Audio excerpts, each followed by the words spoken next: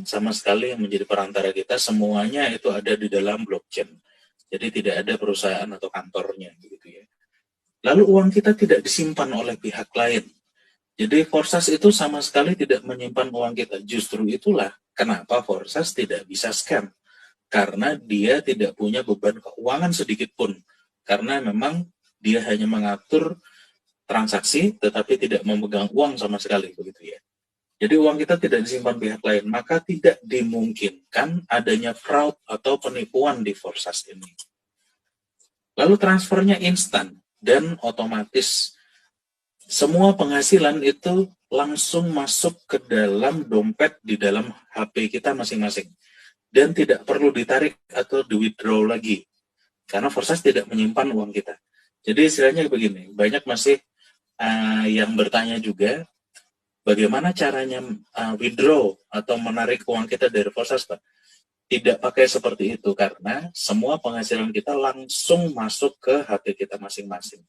Jadi istilahnya begini, kalau misalnya kita punya uang di bank, pada saat uang itu ada di bank, maka kita menitipkan uang itu dan kita tidak memegangnya. Jadi pada saat kita titipkan, uang itu bukan uang kita, misalnya begitu ya. Pada saat kita mau memakainya, kita ke ATM dan kita tarik atau kita withdraw. Proses itu harus dilakukan karena uangnya tidak kita pegang. Nah, kalau di Forsas berbeda. Jadi semua penghasilan kita itu langsung masuk ke HP kita masing-masing. Jadi tidak perlu lagi di withdraw karena semuanya sudah pasti langsung masuk ke dompet kita masing-masing.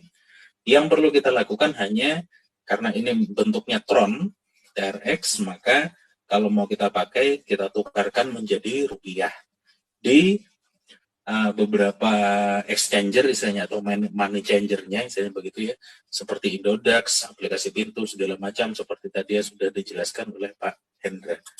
Nah, lalu yang istimewa juga ternyata Lado Okotnikov, si pemrogram Forsas ini dari Rusia, ternyata dia tidak dapat sepeser pun dari segala macam transaksi kita di Forsas ini. Jadi dia memang menciptakan Forsas ini agar bisa digunakan oleh siapapun secara bebas dan menguntungkan semua orang yang mau menggunakannya. Nah, si Lado sendiri, si pemrogrammnya sendiri, kalau dia mau untung, dia harus menjadi sama seperti kita.